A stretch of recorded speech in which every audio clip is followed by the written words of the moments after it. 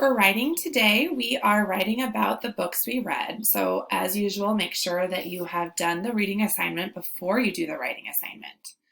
So, you are going to be responding to stars, stars, stars, and looking through a telescope. You may use both of the books in your responses or just one of them. It's up to you.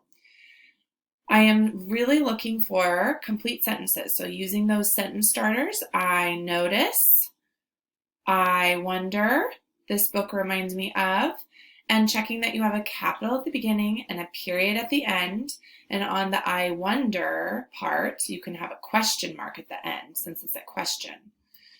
When you have written your 3 complete sentences for I notice, I wonder, and this book reminds me of, then you want to check your work by reading it, add anything that you need to, or change anything. We call that editing.